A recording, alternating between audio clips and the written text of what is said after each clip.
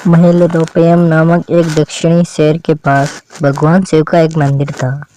वहाँ एक पवित्र ऋषि रहते थे और मंदिर की देखभाल करते थे। वे भिक्षा के लिए शहर में हर रोज जाते थे और भोजन के लिए शाम को वापस आते थे। वे अपनी आवश्यकता से अधिक एकत्र कर लेते थे और बाकी का बर्तन में डालकर गरीब मजदूरों में बांट देते थे, जो बदले में मंदिर की सफाई करते थे और उसे सजावट का काम किया करते थे। उसी आश्रम में एक चूहा भी अपने बिल में रहता था और हर रोज कटोरे में से कुछ न कुछ भोजन चुरा लेता था। जब साधु को एहसास हुआ कि एक चूहा भोजन चोरी करता है, तो उन्होंने इसे रोकने के लिए सभी तरह की कोशिश की। उन्होंने कटोरे को काफी ऊंचाई पर रखा ताकि चूहा वहां तक पहुंच न सके, और यहाँ तक कि एक छड़ी के साथ चूहे को मार भगाने की भी कोशिश की, लेकिन चूहा किसी भी तरह कटोरे तक पहुंचने का रास्ता ढूंढ लेता और कुछ भोजन चुरा लेता था।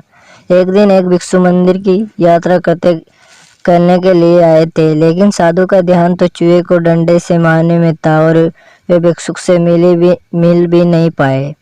इसे अपना अपमान समझ भिक्षुक क्रोधित होकर बोले, आपके आश्रम में फिर कभी नहीं आऊंगा, क्योंकि लगता है मुझसे बात करने के अलावा आपको अन्य काम ज्यादा महत्वपूर्ण लग रहा है। साधु विनम्रता पूर्वक चूहे से जुड़ी अपनी परेशानियों के बारे में भिक्षुक को बताते हुए कि कैसे चूहा उनके पास से भोजन किसी न किसी तरह से चुरा ही लेता है।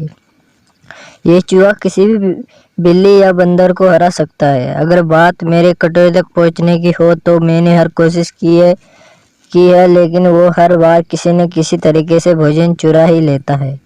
भिक्षुक ने साधु की परेशानियों को समझा और सलाह दी। चूहे में इतनी शक्ति, आत्मविश्वास और चंचलता के पीछे अवश्य ही कुछ न कुछ कारण होगा। मुझे यकीन है कि इसने बहुत सारा भोजन जमा कर रखा होगा और यही कारण है कि चूहा अपने आप को बड़ा महसूस करता है और इसी से उसे ऊंचा कूदने की शक्ति मिलती है। चूहा जानता है कि उसके पास कुछ खोने के लिए नहीं है, इसलिए वो डरता नहीं है। इसी प्रकार साधु और भिक्षुक निष्कर्ष निकालते हैं कि अगर वे चूहे के बिल तक पहुंचने में सफल होते हैं तो वे चूहे के भोजन के भंडार तक पहुंचने में सक्षम हो जाएंगे।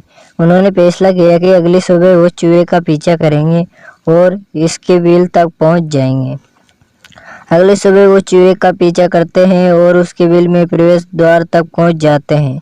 जब वो खुदाई शुरू करते हैं तो देखते हैं कि चूहे ने अनाज का एक विशाल भंडार बना रखा है। फौरन ही साधु ने सारा चुराया गया भोजन एकत्रित करके मंदिर में ले जाते हैं। वापस आने पर अपना सारा अनाज गायब देख चूहा बहुत दुखी हुआ और उसे इस बात से गहरा झटका लगा और उसने सारा आत्मविश्वास खो दिया। अब चूहे के पास भोजन का भंडार नहीं था, फिर भी उसने फैसला किया कि वो फिर से रात को कटोरे से भोजन चुराएगा। लेकिन जब उसने कटोरे तक पहुंचने की कोशिश की तब वह धड़ाम से नीचे गिर गया और उसे यह एहसास हुआ कि अब न तो उसके पर शक्ति है और न ही आत्मविश्वास। उसी समय साधु ने भी छड़ी से उस पर हमला किया। किसी तरह चूहे ने अपनी जान बचाई और भागने में कामयाब रहा और फिर वापस मंदिर कभी नहीं आया। यदि हमारे पास भी संसाधनों की कमी न हो तो हम में भी अद्भुत शक्तियाँ और आत्मविश्वास की कमी कभी नहीं आ सकती है। धन्यवाद दोस्तों।